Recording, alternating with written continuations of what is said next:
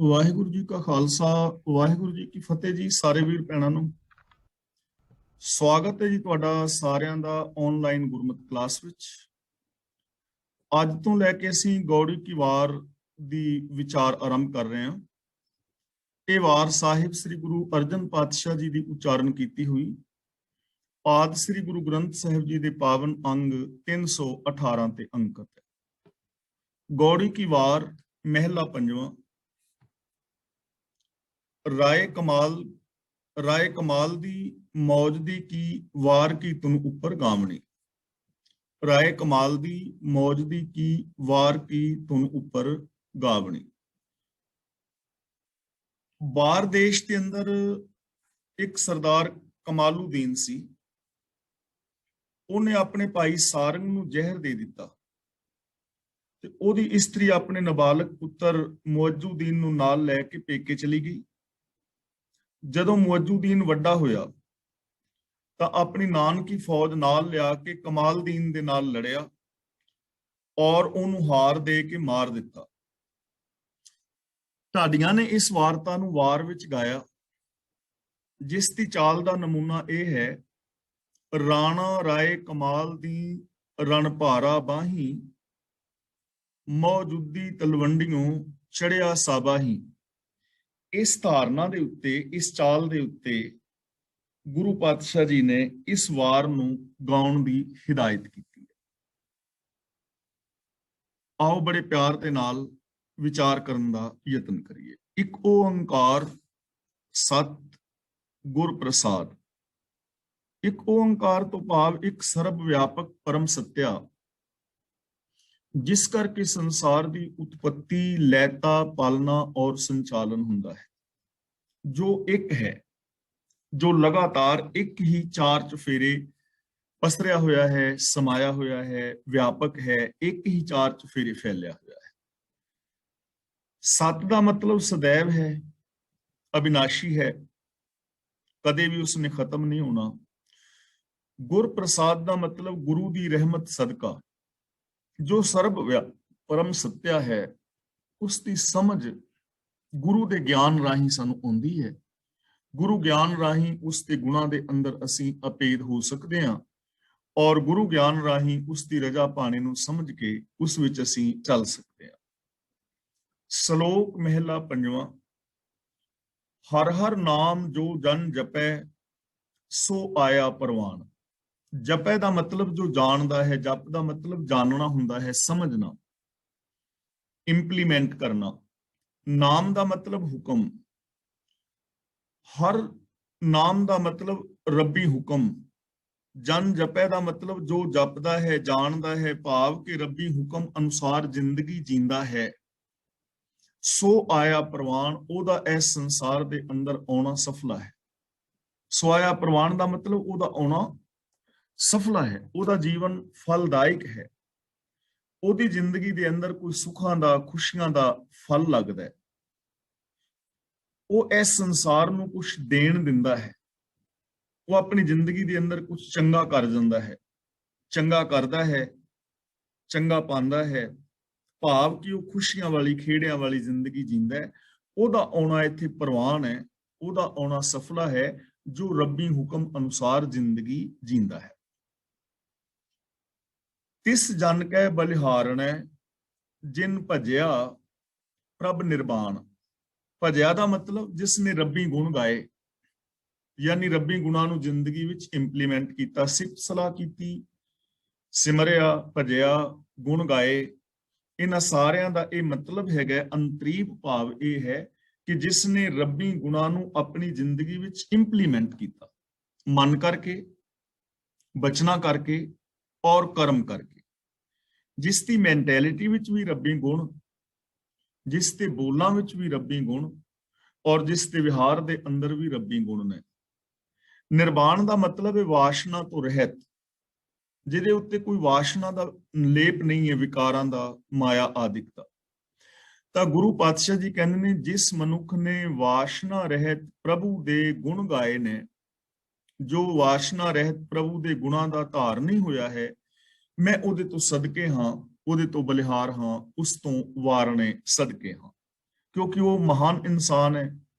ਤੇ ਐਸੇ ਮਹਾਨ ਇਨਸਾਨਾਂ ਦਾ ਆਦਰ ਸਤਿਕਾਰ ਕਰਨਾ ਹਰ ਇਨਸਾਨ ਦਾ ਹੱਕ ਹੈ ਔਰ ਫਰਜ਼ ਹੈ।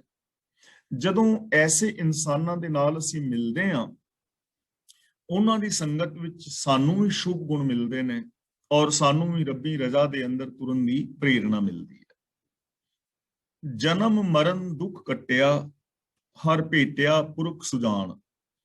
ਇੱਥੇ ਜਨਮ ਮਰਨ ਦਾ ਅਰਥ ਸਮਝ ਲੈਣਾ। ਜਨਮ ਮਰਨ ਦਾ ਮਤਲਬ ਹੈ ਜਨਮ ਤੋਂ ਲੈ ਕੇ ਮਰਨ ਤੱਕ, ਜਨਮ ਤੋਂ ਮਰਨ ਤੱਕ। ਦੁੱਖ ਕੱਟਿਆ, ਉਹਨਾਂ ਦਾ ਦੁੱਖ ਖਤਮ ਹੋ ਜਾਂਦਾ ਹੈ।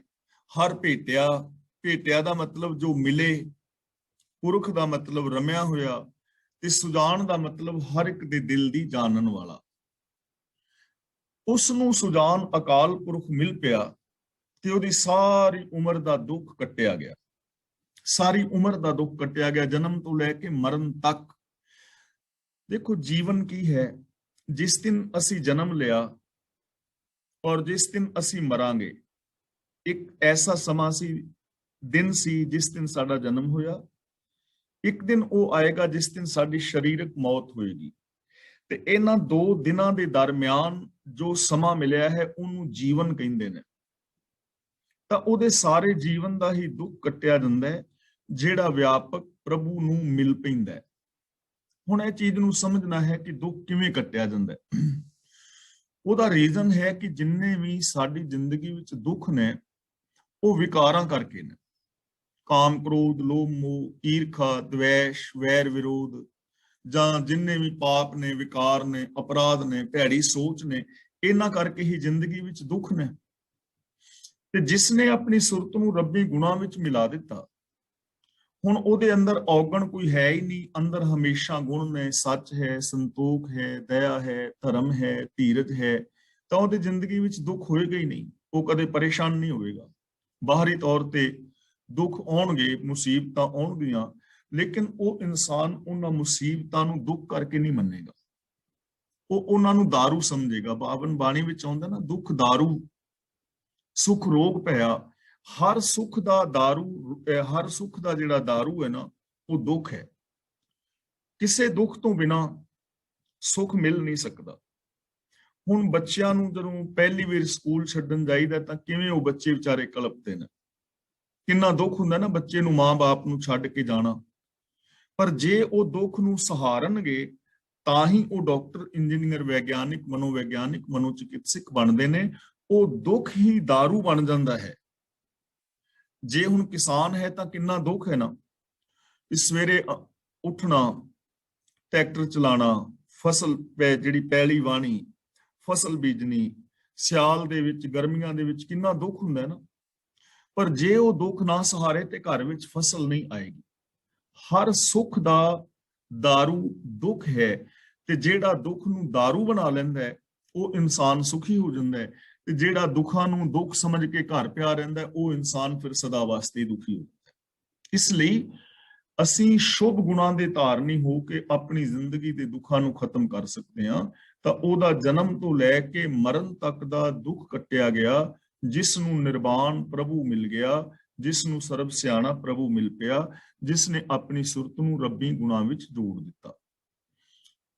ਸੰਤ ਸੰਗ ਸਾਗਰ ਤਰੇ, ਜਨ ਨਾਨਕ ਸੱਚਾ ਤਾਣ। ਤਾਣ ਦਾ ਮਤਲਬ ਹੈ ਆਸਰਾ, ਬਲ। ਸੰਤ ਸੰਗ ਦਾ ਮਤਲਬ ਹੈ ਗੁਰੂ ਦੀ ਸੰਗਤ। ਇੱਥੇ ਸੰਤ ਦਾ ਮਤਲਬ ਕੋਈ ਡੇਰੇ ਵਾਲਾ, ਚੋਲੇ ਵਾਲਾ ਬਾਬਾ ਨਹੀਂ। ਸੰਤ ਦਾ ਮਤਲਬ ਗੁਰੂ। ਸੰਗ ਦਾ ਮਤਲਬ ਸ਼ਰਨ, ਗੁਰੂ ਦੀ ਸ਼ਰਨ ਵਿੱਚ। ਸਾਗਰ ਤਰੇ ਦਾ ਮਤਲਬ ਉਹ ਸਾਗਰ ਨੂੰ ਤਰ ਜਾਂਦਾ ਹੈ। ਜਨ ਨਾਨਕ ਸੱਚਾ ਤਾਣ, ਉਹਨੂੰ ਇੱਕ ਸੱਚੇ ਪ੍ਰਭੂ ਦਾ ਆਸਰਾ ਹੁੰਦਾ ਹੈ। ਜਿਹੜਾ ਇਨਸਾਨ ਗੁਰੂ ਦੇ ਚਰਨਾਂ ਦੀ ਸ਼ਰਨ 'ਚ ਜਾਏਗਾ ਨਾ, ਜੋ ਗੁਰੂ ਦੇ ਗਿਆਨ ਮੁਤਾਬਕ ਜ਼ਿੰਦਗੀ ਜੀਵੇਗਾ, ਤਾਂ ਗੁਰੂ ਨੇ ਉਸ ਨੂੰ ਦੱਸ ਦਿੱਤਾ ਹੈ ਕਿ ਸੱਚ ਹੀ ਇੱਕ ਬਲ ਹੈ, ਸੱਚ ਹੀ ਇੱਕ ਆਸਰਾ ਹੈ, ਜਿਹਦੇ ਆਸਰੇ ਅਸੀਂ ਵਿਕਾਰਾਂ ਤੋਂ ਬਚ ਸਕਦੇ ਹਾਂ। ਸੱਚ ਹੀ ਇੱਕ ਐਸਾ ਦਾਰੂ ਹੈ ਜੋ ਪੂਰੀ ਦੁਨੀਆ ਨੂੰ ਸੁੱਖ ਦੇ ਸਕਦਾ ਹੈ। ਸੱਚ ਸਭ ਨਾ ਹੋਏ ਦਾਰੂ, ਪਾਪ ਕੱਢੈ ਤੋਏ। ਸੱਚ ਹੀ ਇੱਕ ਦਾਰੂ ਹੈ, ਸੱਚ ਦਾ ਹੀ ਉਹਨੂੰ ਆਸਰਾ ਹੁੰਦਾ ਹੈ।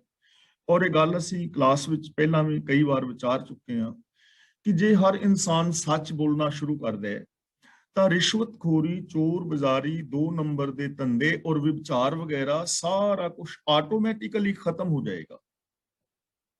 ਕਿਉਂਕਿ ਕੋਈ ਵੀ ਪਾਪ ਵਿਕਾਰ ਕਰਨ ਵਾਸਤੇ ਸਾਨੂੰ ਝੂਠ ਦਾ ਆਸਰਾ ਲੈਣਾ ਪੈਂਦਾ। ਇਸ ਲਈ ਗੁਰੂ ਪਾਤਸ਼ਾਹ ਜੀ ਕਹਿੰਦੇ ਨੇ, ਜੋ ਗੁਰੂ ਦੇ ਚਰਨਾਂ ਦੀ ਸ਼ਰਨ ਵਿੱਚ ਆਉਂਦਾ ਹੈ ਉਹ ਸਾਗਰ ਨੂੰ ਤਰ ਜਾਂਦਾ ਹੈ, ਤੇ ਸਾਗਰ ਬਾਹਰ ਨਹੀਂ ਹੈ। ਉਹ ਸਾਗਰ ਹਰ ਇੱਕ ਦੀ ਖੋਪਰੀ ਦੇ ਅੰਦਰ ਹੈ, ਅੰਦਰ ਭਰਿਆ ਹੋਇਆ ਹੈ, ਸੋਚ ਅੰਦਰ। ਕਾਮ, ਕ੍ਰੋਧ, ਲੋਭ, ਮੋਹ, ਹੰਕਾਰ, ਆਸਾ, ਤ੍ਰਿਸ਼ਨਾ, ਚੁਗਲੀ, ਨਿੰਦਾ, ਝੂਠ, ਫਰੇਬ, ਚੋਰੀਆਂ, ਯਾਰੀਆਂ, ਬੇਈਮਾਨੀਆਂ, ਠੱਗੀਆਂ, ਪਹਿਨਾਮੀਆਂ, ਪਾਪ, ਅਪਰਾਧ, ਮੇਰ ਤੇ ਭਰੂਣ ਹੱਤਿਆ, ਜਾਤੀਵਾਦ, ਲੜਾਈ, ਦੰਗੇ, ਫਸਾਦ, ਇਹ ਸਾਡੇ ਅੰਦਰ ਭਰੇ ਪਏ ਨੇ। ਜੋ ਗੁਰੂ ਦੇ ਦੱਸੇ ਰਾਹਾਂ ਤੇ ਤੁਰਦਾ ਹੈ ਉਹ ਸੱਚ ਨੂੰ ਅਪਣਾ ਲੈਂਦਾ ਹੈ ਤੇ ਇਹ ਸਾਗਰ ਨੂੰ ਤਰ ਜਾਂਦਾ ਹੈ, ਉਹਦੇ ਅੰਦਰੋਂ ਇਹ ਵਿਕਾਰ ਖਤਮ ਹੋ ਜਾਂਦੇ ਨੇ। ਮਹਿਲਾ ਪੰਜਵਾਂ, ਭਲਕੇ ਉੱਠ ਪਰਾਹੁਣਾ ਮੇਰੇ ਘਰ ਆਵੋ। ਪਰਾਹੁਣਾ, ਹੁਣ ਪ੍ਰਾਹੁਣੇ ਨੂੰ ਤੁਸੀਂ ਸਮਝਦੇ ਹੋ ਮਹਿਮਾਨ। ਜੇ ਸਵੇਰੇ ਉੱਠ ਕੇ ਕੋਈ ਪ੍ਰਾਹੁਣਾ ਮੇਰੇ ਘਰ ਆਵੇ, ਮਹਿਮਾਨ ਆਵੇ, ਅੱਜ ਤਾਂ ਮਹਿਮਾਨ ਨਿਵਾਜੀ ਜਿਹੜੀ ਹੌਲੇ ਹੌਲੇ ਘਟਦੀ ਜਾ ਰਹੀ ਹੈ। ਕਰੋਨਾ ਵਿੱਚ ਤਾਂ ਵੈਸੇ ਵੀ ਕੋਈ ਕਿਸੇ ਕੋਲ ਜਾਂਦਾ ਨਹੀਂ ਤੇ ਜਾਣਾ ਵੀ ਨਹੀਂ ਚਾਹੀਦਾ। ਲੇਕਿਨ ਫਿਰ ਵੀ ਜਦੋਂ ਅਸੀਂ ਪਿਛਲੇ ਸਮੇਂ ਵਿੱਚ ਜਾਂਦੇ ਹਾਂ ਨਾ, ਜਦੋਂ ਅਸੀਂ ਛੋਟੇ ਸਾਂ, ਜਾਂ ਅੱਜ ਤੋਂ 50 ਸਾਲ ਪਿੱਛੇ ਚਲੇ ਜਾਈਏ, ਤਾਂ ਮਹਿਮਾਨ ਜਦੋਂ ਘਰ ਵਿੱਚ ਆਉਂਦਾ ਸੀ ਤੇ ਚਾਅ ਚੜ੍ਹਦਾ ਸੀ, ਤੇ ਮਹਿਮਾਨ ਵੀ 4-4 5-5 ਦਿਨ ਰਹਿ ਕੇ ਜਾਂਦੇ ਸੀ। ਬੱਚੇ ਛੁੱਟੀਆਂ ਦੇ ਵਿੱਚ ਨਾਨਕਿਆਂ ਕੋਲ ਜਾਂਦੇ ਸੀ। ਸਭ ਤੋਂ ਵੱਡੀ ਪਿਕਨਿਕ ਵਾਸਤੇ ਨਾਨਕੇ ਹੁੰਦੇ ਸਨ, ਕਿ ਨਾਨਕਿਆਂ ਕੋਲ ਜਾ ਰਹੇ ਹਾਂ, ਨਾਨੀ ਨਾਨੇ ਕੋਲ ਜਾ ਕੇ ਖੁਸ਼ੀ ਹੁੰਦੀ ਸੀ। ਵਿਆਹ ਸ਼ਾਦੀ ਦੇ ਵਿੱਚ ਕਿੰਨੇ ਜਿਹੜੇ ਕੁਝ ਜ਼ਰੂਰੀ ਪ੍ਰਾਹੁਣੇ ਨੇ 5-5 7-7 ਦਿਨ ਪਹਿਲਾਂ ਆ ਜਾਂਦੇ ਸਨ। ਮਹਿਮਾਨ ਘਰ ਵਿੱਚ ਆਉਂਦਾ ਸੀ, ਖੁਸ਼ੀ ਹੁੰਦੀ ਸੀ। ਪਰ ਮਹਿਮਾਨ 2 ਤਰ੍ਹਾਂ ਦੇ ਹੁੰਦੇ ਨੇ। ਇੱਕ ਮਹਿਮਾਨ ਉਹ ਨੇ ਜੋ ਤੁਹਾਡੇ ਘਰ ਨੂੰ ਸਵਰਗ ਬਣਾ ਦਿੰਦੇ ਨੇ, ਤੇ ਇੱਕ ਮਹਿਮਾਨ ਐਸੇ ਵੀ ਆ ਸਕਦੇ ਨੇ ਜੋ ਘਰ ਨੂੰ ਨਰਕ ਬਣਾ ਦੇ। ਮਿਸਾਲ ਵਜੋਂ, ਤੁਹਾਡੇ ਘਰ ਵਿੱਚ ਕੋਈ ਮਹਿਮਾਨ ਆਇਆ ਹੈ ਤੇ ਤੁਸੀਂ ਉਹਨੂੰ ਕਹਿੰਦੇ ਹੋ ਕਿ ਆਓ ਭਾਈ ਸਾਹਿਬ ਪ੍ਰਸ਼ਾਦਾ ਛਕੀਏ, ਤੇ ਉਹ ਕਹਿੰਦਾ ਪ੍ਰਸ਼ਾਦਾ ਛਕਨੇ, ਛਕਣ ਜੋਗਾ ਕਰ ਤੇ ਲਓ, ਰੋਟੀ ਖਾਣ ਜੋਗਾ ਕਰ ਤੇ ਲਓ। ਹੁਣ ਰੋਟੀ ਖਾਣ ਜੋਗਾ ਕਰਨ ਵਾਸਤੇ ਮਤਲਬ ਕੋਈ ਪਹਿਲੋਂ ਪੈਗ ਸ਼ੈਗ ਲਿਆਓ, ਉਹਦੇ ਵਾਸਤੇ ਸ਼ਰਾਬ ਦੀ ਬੋਤਲ ਆ ਜਾਂਦੀ ਹੈ, ਨਾਲ 2 ਜਣੇ ਹੋਰ ਬਹਿ ਜਾਂਦੇ ਨੇ, ਉਧਰੋਂ ਬੀਬੀਆਂ ਪ੍ਰਸ਼ਾਦਾ ਪਾਣੀ ਪਕਾ ਰਹੀਆਂ ਨੇ, ਤੇ ਛਕਣ ਜੋਗੇ ਹੁੰਦਿਆਂ ਹੁੰਦਿਆਂ ਹੁਣ ਉਹਨਾਂ ਨੇ ਸ਼ਰਾਬ ਇੱਕ ਬੋਤਲ ਦੂਜੀ ਮੰਗਾ ਲਈ। ਬੀਬੀਆਂ ਭੈਣਾਂ ਨੇ ਲਿਆ ਕੇ ਪ੍ਰਸ਼ਾਦਾ ਪਾਣੀ ਰੱਖਿਆ ਤੇ ਸ਼ਰਾਬ ਪੀਂਦੇ ਲੜ ਪਏ, ਤੇ ਉਹ ਮੇਜ਼ ਨੂੰ ਮਾਰੀ ਲੱਤ, ਇਧਰ ਸਬਜ਼ੀ ਤੇ ਉਧਰ ਕੁਛ ਪਿਆ ਹੈ, ਤੇ ਸਾਰਾ ਕੁਛ ਗੜਬੜ ਹੋ ਗਿਆ ਨਾ। ਇੱਕ ਤਾਂ ਐਸੇ ਪ੍ਰਾਹੁਣੇ ਨੇ, ਇੱਕ ਤਾਂ ਨਸ਼ਿਆਂ ਦੀ ਗੱਲ ਹੋ ਗਈ। ਦੂਜਾ, ਕੋਈ ਮਹਿਮਾਨ ਐਸਾ ਆ ਸਕਦਾ ਹੈ ਕਿ ਸਾਡੇ ਘਰ ਦੇ ਵਿੱਚ ਕਿਸੇ ਬੱਚੇ ਨੂੰ ਨਸ਼ੇ ਤੇ ਲਾ ਜਾਏ, ਜਾਂ ਸਾਡੇ ਘਰ ਦੇ ਵਿੱਚ ਕੋਈ ਨੂੰਹ ਨੂੰ ਜਾਂ ਸੱਸ ਨੂੰ ਕੁਛ ਕਹਿ ਕੇ ਤੇ ਘਰ ਦੇ ਵਿੱਚ ਕਲੇਸ਼ ਪਵਾ ਜਾਏ। ਇੱਕ ਤਾਂ ਐਸੇ ਮਹਿਮਾਨ ਨੇ। ਐਸੇ ਤਾਂ ਨਾ ਹੀ ਆਉਣ ਤੇ ਚੰਗਾ ਹੈ, ਐਸੇ ਲੋਕ ਨਾ ਆਉਣ ਚੰਗਾ ਹੈ। ਹੁਣ ਇੱਥੇ ਮਹਿਮਾਨ ਦੀ ਗੱਲ ਕੀਤੀ ਜਾ ਰਹੀ ਹੈ ਜੋ ਰੱਬੀ ਗੁਣਾਂ ਦਾ ਧਾਰ ਨਹੀਂ ਹੈ, ਜੋ ਗੁਰੂ ਦੇ ਦੱਸੇ ਰਾਹਾਂ ਤੇ ਤੁਰਨ ਵਾਲਾ ਹੈ, ਜਿਨੇ ਆਪਣੀ ਜ਼ਿੰਦਗੀ ਚੋਂ ਦੁੱਖਾਂ ਨੂੰ ਖਤਮ ਕਰ ਲਿਆ ਹੈ, ਜੋ ਸੱਚ ਦਾ ਧਾਰ ਨਹੀਂ ਹੈ। ਕੋਈ ਇਹੋ ਜਿਹਾ ਮਹਿਮਾਨ ਮੇਰੇ ਘਰ ਵਿੱਚ ਆਏ, ਕੋਈ ਪ੍ਰਾਹੁਣਾ ਆਏ, ਤੇ ਮੈਂ ਫਿਰ ਕੀ ਕਰਾਂ? ਦੇਖੋ, ਮਹਿਮਾਨ ਆਵੇ, ਚੰਗਾ ਆਵੇ, ਗੁਣਾਂ ਨਾਲ ਜੋੜਨ ਵਾਲਾ, ਪੋਜ਼ਿਟਿਵ ਥਿੰਕਿੰਗ ਦੇਣ ਵਾਲਾ, ਸਕਾਰਾਤਮਕ ਸੋਚ ਦੇਣ ਵਾਲਾ, ਸਾਡੇ ਅੰਦਰ ਕਿਸੇ ਵੀ ਕੰਮ ਵਾਸਤੇ ਵਿਲ ਪਾਵਰ ਪੈਦਾ ਕਰਨ ਵਾਲਾ, ਸਾਨੂੰ ਸੱਚ ਦੇ ਨਾਲ ਜੋੜਨ ਵਾਲਾ, ਐਸੀ ਜੀਵਨ ਜੁਗਤ ਦੱਸਣ ਵਾਲਾ, ਵੇ ਆਫ ਲਾਈਫ ਦੱਸਣ ਵਾਲਾ, ਕਿ ਜਿਹੜਾ ਸਾਡੀ ਜ਼ਿੰਦਗੀ ਨੂੰ ਹੀ ਬਦਲ ਦੇਵੇ। ਭਲਕੇ ਉੱਠ ਪਰਾਹੁਣਾ ਮੇਰੇ ਘਰ ਆਵ। ਇੱਥੇ ਪਰਾਹੁਣਾ ਆਖਿਆ, ਤੇ ਇੱਕ ਹੋਰ ਜਗ੍ਹਾ ਤੇ ਬਚਨ ਆਇਆ ਹੈ, ਆਏ ਮਿਲ ਗੁਰਸਿੱਖ, ਆਏ ਮਿਲ ਤੂੰ ਮੇਰੇ ਗੁਰੂ ਕੇ ਪਿਆਰੇ, ਕਿ ਇਹ ਗੁਰੂ ਦੇ ਪਿਆਰੇ ਆ ਔਰ ਮੈਨੂੰ ਮਿਲ। ਪਾਉ ਪਖਾਲਾਂ ਤਿਸ ਕੇ ਮਨ ਤਨ ਨਿਤ ਭਾਵੋ। ਇੱਥੇ ਪਾਉ ਨਹੀਂ ਪੜਨਾ, ਪਾਉ। ਪਾਉ ਦਾ ਮਤਲਬ ਪੈਰ, ਪਖਾਲਾ ਨਹੀਂ, ਪਖਾਲਾਂ। ਪਖਾਲਾਂ ਦਾ ਮਤਲਬ ਧੂਆਂ। ਜੇ ਕੋਈ ਗੁਰਮੁਖ ਪਿਆਰਾ ਮੇਰੇ ਘਰ ਵਿੱਚ ਆਏ ਤੇ ਮੈਂ ਉਸ ਗੁਰਮੁਖ ਦੇ ਪੈਰ ਧੋਵਾਂ, ਔਰ ਮੇਰੇ ਮਨ ਵਿੱਚ ਵੀ, ਮੇਰੇ ਤਨ ਵਿੱਚ ਵੀ, ਮੈਨੂੰ ਮਨ ਔਰ ਤਨ ਕਰਕੇ ਉਹ ਪਿਆਰਾ ਲੱਗੇ, ਚੰਗਾ ਲੱਗੇ, ਮੈਂ ਉਹਦੇ ਪੈਰ ਧੋਵਾਂ। ਮੀਨਸ ਨਿਮਰਤਾ ਦੇ ਨਾਲ ਸੇਵਾ ਕਰਾਂ। ਜਦੋਂ ਪਹਿਲੋਂ ਪ੍ਰਾਹੁਣੇ ਆਉਂਦੇ ਸੀ ਤੇ ਉਹਨਾਂ ਨੂੰ ਇਸ਼ਨਾਨ ਵਾਸਤੇ ਪਾਣੀ ਦੇਈਦਾ ਸੀ, ਜਾਂ ਪਾਣੀ ਦੇਈਦਾ ਸੀ ਕਿ ਆ ਲਓ ਤੁਸੀਂ ਪੈਰ ਵਗੈਰਾ, ਹੱਥ ਪੈਰ ਧੋ ਲਓ, ਮੂੰਹ ਹੱਥ ਧੋ ਲਓ, ਕਿਉਂਕਿ ਘੱਟਾ ਮਿੱਟੀ ਹੁੰਦਾ ਸੀ, ਲੋਕ ਪੈਦਲ ਚੱਲ ਕੇ ਆਉਂਦੇ ਸਨ। ਤਾਂ ਸੇਵਾ ਹੈ ਨਾ, ਗਰਮ ਪਾਣੀ ਨਾਲ ਹੱਥ ਪੈਰ ਧੋਣ ਦੇ ਨਾਲ ਥਕਾਵਟ ਉਤਰਦੀ ਹੈ, ਮਿੱਟੀ ਘੱਟਾ ਉਤਰਦਾ, ਬੰਦਾ ਤਰੋ ਤਾਜ਼ਾ ਹੋ ਜਾਂਦਾ ਹੈ। ਗੱਲ ਹੈ ਨਿਮਰਤਾ ਦੇ ਨਾਲ ਸੇਵਾ ਕਰਨ, ਪਾਉ ਪਖਾਲਾਂ ਤਿਸ ਕੇ ਮਨ ਤਨ ਨਿਤ ਭਾਵੋ। ਇਹੋ ਜਿਹਾ ਮਹਿਮਾਨ, ਇਹੋ ਜਿਹਾ ਗੁਰੂ ਦਾ ਪਿਆਰਾ, ਰੱਬ ਦਾ ਪਿਆਰਾ, ਮੈਂ ਉਹਦੀ ਨਿਮਰਤਾ ਦੇ ਨਾਲ ਸੇਵਾ ਕਰਾਂ ਔਰ ਮੈਨੂੰ ਮਨ ਤਨ ਕਰਕੇ ਪਿਆਰਾ ਲੱਗੇ, ਅੰਦਰੋਂ ਬਾਹਰੋਂ।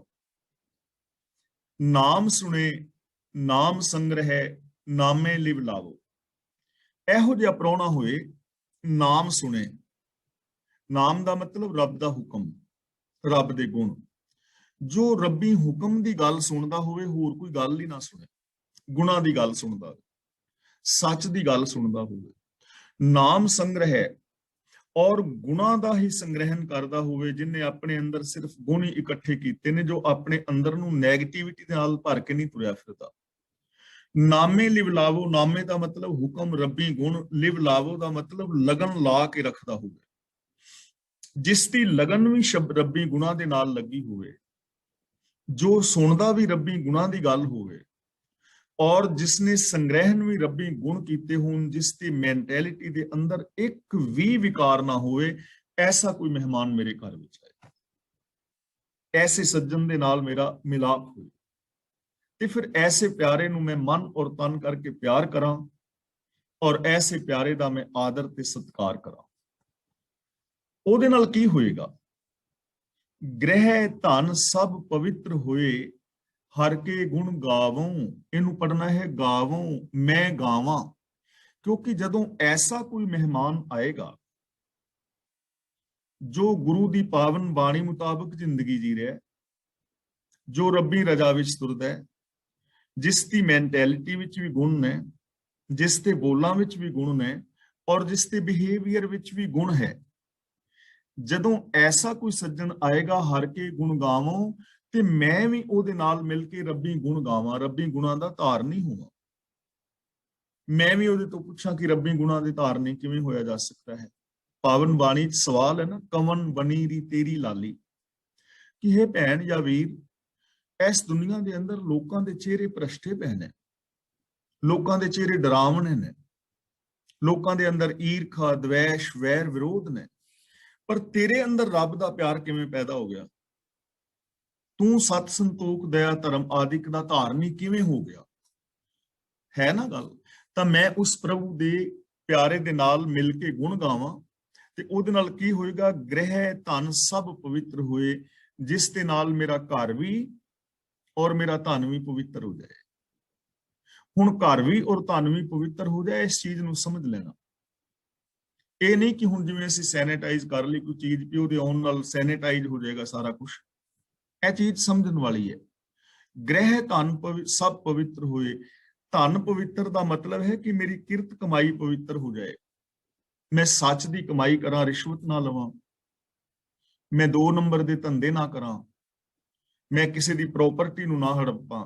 ਮੈਨੂੰ ਐਸੀ ਜੀਵਨ ਦੀ ਜੁਗਤ ਮਿਲੇ ਕਿ ਮੇਰਾ ਜੋ ਪੈਸਾ ਹੈ, ਜੋ ਮੈਂ ਕਮਾਈ ਕਰਨੀ ਹੈ, ਉਹ ਪਵਿੱਤਰ ਹੋ ਜਾਏ, 10 ਨਵਾਂ ਦੀ ਧਰਮ ਦੀ ਕਿਰਤ ਹੋਏ। ਜੋ ਮੈਂ ਬਜਟ ਬਣਾਵਾਂ ਆਪਣਾ, ਉਹ ਬੜੀ ਪਵਿੱਤਰਤਾ ਦੇ ਨਾਲ ਬਣਿਆ ਹੋਏ। ਉਸ ਬਜਟ ਦੇ ਅੰਦਰ ਸ਼ਰਾਬ ਵਾਸਤੇ, ਨਸ਼ਿਆਂ ਵਾਸਤੇ, ਜੂਏ ਵਾਸਤੇ, ਲਾਟਰੀਆਂ ਵਾਸਤੇ ਕੋਈ ਥਾਂ ਨਾ ਹੋਵੇ। ਇਹਨੂੰ ਕਹਿੰਦੇ ਨੇ ਧਨ ਦਾ ਪਵਿੱਤਰ ਹੋਣਾ। ਘਰ ਦਾ ਪਵਿੱਤਰ ਹੋਣਾ ਦਾ ਮਤਲਬ ਘਰ ਦੇ ਅੰਦਰ ਹੁਣ ਰਹਿਣ ਸਹਿਣ ਹੈ। ਘਰ ਦੇ ਅੰਦਰ ਅਸੀਂ 2 ਤਰ੍ਹਾਂ ਨਾਲ ਰਹਿ ਸਕਦੇ ਹਾਂ। ਇੱਕ ਤੇ ਰਹਿ ਸਕਦੇ ਹਾਂ ਜਿਵੇਂ ਸ਼ਮਸ਼ਾਨ ਭੂਮ ਦੇ ਵਿੱਚ ਰਹੀਦਾ ਤੇ ਭੂਤ ਨੇ ਬਣ ਕੇ। ਕਬੀਰ ਜਾ ਘਰ ਸਾਧ ਨਾ ਸੇਵੀਐ, ਹਰ ਕੀ ਸੇਵਾ ਨਾਹੇ, ਤੇ ਕਰ ਮਰਹਟ ਸਾਰਖੇ, ਭੂਤ ਵਸੈ ਤਿਨ ਮਾਹੇ। ਕਿ ਰੱਬੀ ਗੁਣਾਂ ਨੂੰ ਵਿਸਾਰ ਕੇ ਤੇ ਆਪਣੇ ਘਰ ਦੇ ਅੰਦਰ ਕਲੇਸ਼ ਪਾ ਕੇ ਆਪਣੇ ਘਰ ਨੂੰ ਅਸੀਂ ਨਰਕ ਬਣਾ ਲਈਏ। ਐਵੇਂ ਵੀ ਰਹਿ ਸਕਦੇ ਹਾਂ ਕਿ ਅਸੀਂ ਐਵੇਂ ਵੀ ਰਹਿ ਸਕਦੇ ਹਾਂ ਕਿ ਤਹਾਂ ਬੈਕੁੰਠ ਜਹ ਕੀਰਤਨ ਤੇਰਾ, ਤੂੰ ਆਪੇ ਸ਼ਰਧਾ ਲਾਏ ਹੈ। ਕਿ ਜਿੱਥੇ ਤੇਰੇ ਗੁਣ ਗਾਏ ਜਾਂਦੇ ਨੇ, ਤੇਰੀ ਸਿਫਤ ਸਲਾਹ ਹੁੰਦੀ ਹੈ, ਉਹ ਬੈਕੁੰਠ ਬਣ ਜਾਂਦਾ ਹੈ। ਹੁਣ ਚਾਹੋ ਤਾਂ ਤੁਸੀਂ ਆਪਣੇ ਘਰ ਨੂੰ ਸਵਰਗ ਔਰ ਬੈਕੁੰਠ ਬਣਾ ਲਓ, ਤੇ ਇਹ ਘਰ ਸਵਰਗ ਔਰ ਬੈਕੁੰਠ ਬਣ ਜਾਏ, ਧਨ ਪਵਿੱਤਰ ਹੋ ਜਾਏ, ਭਾਵ ਕਿਰਤ ਚੰਗੀ ਹੋ ਜਾਏ। ਉਹਦੇ ਵਾਸਤੇ ਕੀ ਹੈ ਕਿ ਚੰਗੇ ਲੋਕਾਂ ਦੀ ਸੰਗਤ, ਗ੍ਰਹਿ ਧਨ ਸਭ ਪਵਿੱਤਰ ਹੋਏ, ਹਰ ਕੇ ਗੁਣ ਗਾਵੋਂ। ਐਸੇ ਪਿਆਰੇ ਦੇ ਨਾਲ ਮਿਲ ਕੇ ਮੈਂ ਵੀ ਰੱਬੀ ਗੁਣਾਂ ਦਾ ਧਾਰਨੀ ਹੋਵਾਂ, ਮੇਰਾ ਵੇ ਆਫ ਲਾਈਫ ਪਵਿੱਤਰ ਹੋ ਜਾਏ, ਮੇਰੀ ਕਿਰਤਕਾਰ ਪਵਿੱਤਰ ਹੋ ਜਾਏ। हर नाम व्यापारी नानका वडभागी पावों। वडभागी नहीं पढ़ना, बिंदी लगा के वडभागी, वड्डे भागां नाल। जे वडभागी पढ़ांगे मीनिंग हो जाएगा वड्डे भागां वाला। वडभागी वड्डे भागां नाल, पावों मैं पावां। हर नाम व्यापारी नानका। अजिहा जिहड़ा नाम दा व्यापारी है, नाम दा व्यापारी मतलब जो रब्बी हुक्म विच तुरन वाला है, जिसने अपनी जिंदगी दा बेस रब्बी गुणां नूं बनाया है। सच, संतोख, दया, निरभैता, निर्वैरता, जिहड़ा इन्हां गुणां दा व्यापारी है। वडभागी पावन दा मतलब मैं वड्डे भागां दे नाल ऐसे इंसान दी संगत पांदा हां। भाव कि उन्हां दे वड्डे भाग ने जो ऐसे इंसानां दी संगत करदे ने। गुरु रहमत करे ਅਸੀਂ ਵੀ ਗੁਰੂ ਪਾਤਸ਼ਾਹ ਜੀ ਦੀ ਪਾਵਨ ਬਾਣੀ ਮੁਤਾਬਕ ਜ਼ਿੰਦਗੀ ਜੀ ਸਕੀਏ, ਇਹੀ ਸਫਲਤਾ ਦਾ ਰਾਜ ਹੈ। ਪੌੜੀ। ਜੋ ਤੁਧ ਭਾਵੈ ਸੋ ਭਲਾ, ਸੱਚ ਤੇਰਾ ਭਾਣਾ। हे ਸਦਾ ਥਿਰ ਰਹਿਣ ਵਾਲੇ ਪ੍ਰਭੂ, ਜੋ ਮਨੁੱਖ ਤੈਨੂੰ ਪਾਉਂਦਾ ਹੈ ਔਰ ਜਿਸ ਨੂੰ ਤੇਰਾ ਭਾਣਾ ਚੰਗਾ ਲੱਗਦਾ ਹੈ, ਉਹ ਇਨਸਾਨ ਭਲਾ ਹੈ। ਹੁਣ ਅਸੀਂ ਕਿਹਨੂੰ ਕਹੀਏ ਕਿ ਉਹ ਇਨਸਾਨ ਬੁਰਾ ਹੈ ਔਰ ਕਿਹੜਾ ਚੰਗਾ ਹੈ? ਦੇਖੋ ਕਿੰਨੀ ਸੁੰਦਰ ਸਾਡੇ ਕੋਲ ਪਹਿਚਾਨ ਵਾਸਤੇ ਗੁਰੂ ਜੀ ਨੇ ਵਿਚਾਰ ਦਿੱਤੀ ਹੈ ਕਿ ਚੰਗਾ ਇਨਸਾਨ ਕੌਣ ਹੈ ਔਰ ਬੁਰਾ ਕੌਣ ਹੈ। ਹੁਣ ਮੈਂ ਤੇ ਆਪਣੇ ਹਿਸਾਬ ਨਾਲ ਸੋਚਾਂਗਾ ਤੇ ਜਿਸ ਨੂੰ ਮੈਂ ਬੁਰਾ ਕਹਿ ਰਿਹਾ ਨਾ, ਉਹਨੂੰ ਮੈਂ ਬੁਰਾ ਕਿਉਂ ਕਹਿ ਰਿਹਾ ਹਾਂ? ਤੁਸੀਂ ਮੈਨੂੰ ਗਲਤ ਲੱਗ ਰਹੇ ਹੋ ਤਾਂ ਕਿਉਂ ਲੱਗ ਰਹੇ ਹੋ? ਉਹਦਾ ਮਤਲਬ ਇਹ ਨਹੀਂ ਕਿ ਤੁਸੀਂ ਗਲਤ ਹੋ। ਮੈਂ ਤੁਹਾਨੂੰ ਗਲਤ ਤਾਂ ਕਹਿ ਰਿਹਾ ਕਿ ਤੁਸੀਂ ਮੇਰੇ ਮੁਤਾਬਕ ਨਹੀਂ ਸੋਚ ਰਹੇ, ਜਿਵੇਂ ਮੈਂ ਸੋਚਣਾ ਉਵੇਂ ਨਹੀਂ ਸੋਚਦੇ, ਤਾਂ ਤੁਸੀਂ ਮੈਨੂੰ ਗਲਤ ਲੱਗਦੇ ਹੋ। ਤੇ ਜਿਵੇਂ ਤੁਸੀਂ ਸੋਚਦੇ ਹੋ ਮੈਂ ਉਵੇਂ ਨਹੀਂ ਸੋਚਦਾ, ਫਿਰ ਤੁਹਾਨੂੰ ਮੈਂ ਗਲਤ ਲੱਗਦਾ। ਹੋਰ ਗਲਤ ਦਾ ਪੈਮਾਨਾ ਕੀ ਹੈ? ਫਲਾਂ ਬੰਦੇ ਨੇ ਨਾ ਸਬਜ਼ੀ ਗਲਤ ਬਣਾਈ, ਹੁਣ ਗਲਤ ਨਹੀਂ ਬਣਾਈ, ਉਹਦਾ ਆਪਣਾ ਢੰਗ ਹੈ, ਉਹਨੇ ਤੁਹਾਡੇ ਢੰਗ ਮੁਤਾਬਕ ਨਹੀਂ ਬਣਾਈ ਤਾਂ ਤੁਹਾਨੂੰ ਗਲਤ ਲੱਗ ਰਹੀ, ਉਹਦੇ ਵਾਸਤੇ ਤਾਂ ਠੀਕ ਹੈ। यानी जो साडे मुताबिक नहीं सोचता असी उन्हें गलत कह दिंदे हां। हुण सवाल ये पैदा हुंदा है कि चंगा बंदा जां माड़ा बंदा कौन है, ਉਹਦਾ स्टैंडर्ड साडा की होना चाहिए है। ਤਾਂ ਸਾਡਾ ਜਿਹੜੀ ਪਰਖ ਦੀ ਕਸਵੱਟੀ ਹੈ ਗੁਰਬਾਣੀ ਹੈ। ਅਸੀਂ ਗੁਰਬਾਣੀ ਦੀ ਕਸਵੱਟੀ ਤੇ ਆਪਣੇ ਆਪ ਨੂੰ ਪਰਖੀਏ, ਕਿਉਂਕਿ ਗੁਰਬਾਣੀ ਯੂਨੀਵਰਸਲ ਟਰੁੱਥ ਹੈ। ਤਾਂ ਜਿਹੜਾ ਪ੍ਰਭੂ ਨੂੰ ਚੰਗਾ ਲੱਗੇ ਔਰ ਜਿਸ ਨੂੰ ਪ੍ਰਭੂ ਦਾ ਭਾਣਾ ਚੰਗਾ ਲੱਗੇ, ਉਹ ਬੰਦਾ ਭਲਾ ਹੈ, ਉਹ ਚੰਗਾ ਇਨਸਾਨ ਹੈ। ਕੌਣ? ਜੋ ਰੱਬੀ ਰਜਾ ਦੇ ਅੰਦਰ ਤੁਰਦਾ ਹੈ, ਜੋ ਰੱਬੀ ਰਜਾ ਵਿੱਚ ਤੁਰਦਾ ਹੈ। ਰਜਾ ਭਾਣਾ ਹੁਕਮ ਦਾ ਮਤਲਬ ਸਿਸਟਮ, ਰਜਾ ਭਾਣਾ ਦਾ ਮਤਲਬ ਜੋ ਗੁਰੂ ਦੇ ਦਿੱਤੇ ਵੇ ਆਫ ਲਾਈਫ ਨੂੰ ਅਪਣਾ ਲੈਂਦਾ ਹੈ ਔਰ ਜਿਸ ਨੂੰ ਪ੍ਰਭੂ ਦੀ ਰਜਾ ਚੰਗੀ ਲੱਗਦੀ ਹੈ, ਉਹ ਇਨਸਾਨ ਚੰਗਾ ਹੈ, ਬਾਕੀ ਸਾਰੇ ਬੁਰੇ ਨੇ। ਤੂੰ ਸਭ ਮਹਿ ਏਕ ਵਰਤਦਾ सब माहे समाना। तू सब में एक वरतदा है प्रभु, सारियां दे विच तू एक ही वरत रहा है, वस रहा है। दोबारा फिर कह रहे हैं सब माहे समाना, सारियां दे अंदर तू ही समाया हुआ है। सब माहे दा मतलब सब थावां ते सब जीवां दे अंदर तू ही एक वरत रहा है, तू ही एक समाया हुआ है।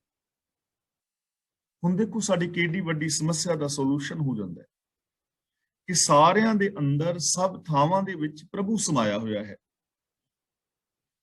हुण फिर भी जे असीं कहीए कि नहीं रब ते सचखंड विच बैठा है, रब ते स्वर्ग विच बैठा है, जन्नत विच बैठा है, अरशां कुरशां ते बैठा है, वैकुंठ विच बैठा है, तां इह साडी सोच है, गुरु दी सोच नहीं है, ये यूनीवर्सल ट्रुथ नहीं है। असली सच तां गुरु जी बयान कर रहे हैं कि तू सारियां दे विच इक्को तू ही वरत रहा है, सब थावां दे उत्ते तू ही समाया होया है। हुण इहनूं असीं सिंपल ढंग नाल समझिए अपनी भाषा विच, सौखी बोली विच, होर ढंग दे नाल कि असीं सारे एक सिस्टम नाल ही ते जी रहे हां। हिंदू, मुसलमान, सिख, ईसाई, जैनी, बोधी, पारसी, काले गोरे, अमीर गरीब, कोई भी स्त्री पुरुष आदि ने कि कोई वखरे सिस्टम विच जी रहा है कि कोई बंदा कार्बन मोनोऑक्साइड नाल जिंदा होवे, कोई हाइड्रोजन नाल, कोई कार्बन डाइऑक्साइड नाल, कोई ऑक्सीजन नाल, सारे इक्को तरह साह लै रहे हैं ना। सारियां वास्ते इक्को ही धरती है, एक सूरज है, एक चंद्रमा है, सारियां दे अंदर इक्को ही ते सिस्टम है। ਤੇ ਫਿਰ ਵਖੇਵੇਂ ਕਾਹਦੇ ਨੇ? ਵਖੇਵਾ ਤਾਂ ਸਾਡੀ ਆਪਣੀ ਸੋਚ ਦਾ ਹੈ ਨਾ। ਜੇ ਅਸੀਂ ਸੋਚ ਨੂੰ ਵਿਸ਼ਾਲ ਕਰ ਲਈਏ ਤਾਂ ਸਾਡੇ ਵਖੇਵੇਂ ਬਦਲ ਸਕਦੇ ਨੇ। ਥਾਨ ਥਨੰਤਰ ਰਵ ਰਹਿਆ ਜੀ ਅੰਦਰ ਜਾਣਾ।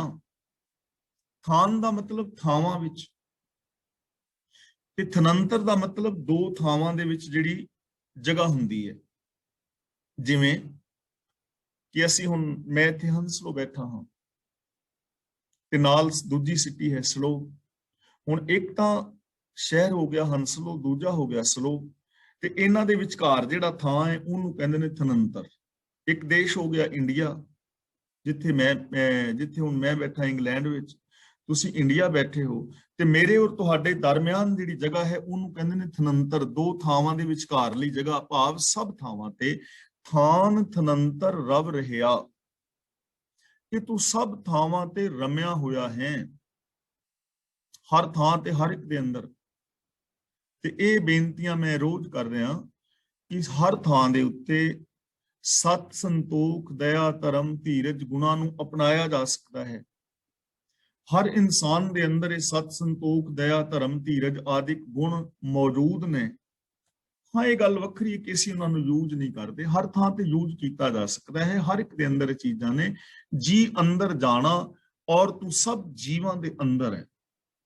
ਸਾਰੇ ਇਸ ਗੱਲ ਨੂੰ ਜਾਣਦੇ ਨੇ, ਪਰ ਉਹਦੇ ਨਾਲ ਮਿਲਾਪ ਕਿਵੇਂ ਹੋਵੇ, ਇਹ ਵਿਚਾਰ ਨੂੰ ਅਸੀਂ ਕਿਵੇਂ ਅਪਣਾਈਏ, ਇਸ ਚੀਜ਼ ਨੂੰ ਇੰਪਲੀਮੈਂਟ ਕਿਵੇਂ ਕੀਤਾ ਜਾਏ, ਪ੍ਰੋਬਲਮ ਸਾਡੀ ਇਹ ਹੈ। ਇਹ ਤੇ ਸਮਝ ਆ ਗਈ ਕਿ ਰੱਬ ਸਭ ਥਾਵਾਂ ਤੇ ਹੈ, ਸਭ ਦੇ ਅੰਦਰ ਹੈ, ਹਰ ਥਾਂ ਤੇ ਗੁਣ ਨੇ, ਮੇਰੇ ਵਿੱਚ ਵੀ, ਤੁਹਾਡੇ ਵਿੱਚ ਵੀ। ਪਰ ਇਸ ਸੋਚ ਨੂੰ ਲਾਗੂ ਕਿਵੇਂ ਕੀਤਾ ਜਾਏ, ਉਹਦੇ ਵਾਸਤੇ ਮੈਥਡ ਕੀ ਹੈ, ਸੋਰਸਿਸ ਕੀ ਨੇ? ਤਾਂ ਗੁਰੂ ਜੀ ਕਹਿੰਦੇ ਨੇ ਸਾਧ ਸੰਗ ਮਿਲ ਪਾਈ ਹੈ। ਸਾਧ ਸੰਗਤ ਦਾ ਮਤਲਬ ਗੁਰੂ ਦੀ ਸ਼ਰਨ ਵਿੱਚ, ਸੰਗਤ ਵਿੱਚ ਮਿਲ ਕੇ ਪਾਇਆ ਜਾ ਸਕਦਾ ਹੈ।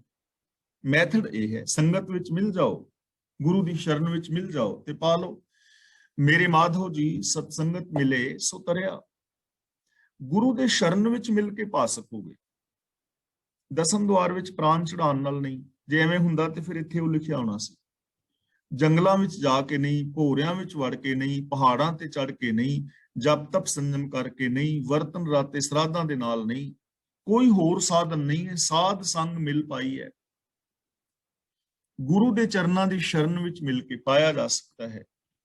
ਮਨ ਸੱਚੇ ਭਾਣਾ, ਤੇ ਜੇ ਸਦਾ ਸਥਿਰ ਰਹਿਣ ਵਾਲੇ ਪ੍ਰਭੂ ਦਾ ਭਾਣਾ ਮੰਨ ਕੇ, ਮਨ ਸੱਚੇ ਭਾਣਾ, ਮਨ ਦਾ ਮਤਲਬ ਮੰਨ ਕੇ, ਸੱਚੇ ਦੀ ਰਜ਼ਾ ਨੂੰ ਮੰਨ ਕੇ, ਗੁਰੂ ਦੀ ਸ਼ਰਨ ਵਿੱਚ ਮਿਲ ਕੇ ਪ੍ਰਭੂ ਨੂੰ ਪਾਇਆ ਜਾਂਦਾ ਹੈ।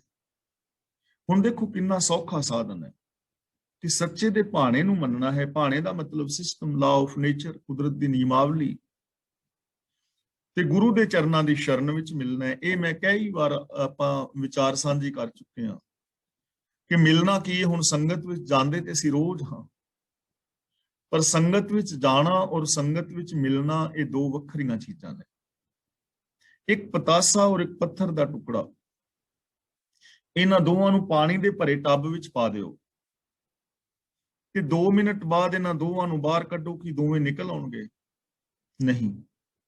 ਪੱਥਰ 10 ਸਾਲ ਬਾਅਦ ਵੀ ਨਿਕਲ ਆਏਗਾ, ਪਰ ਪਤਾਸਾ ਨਹੀਂ ਨਿਕਲੇਗਾ। ਕਿਉਂ?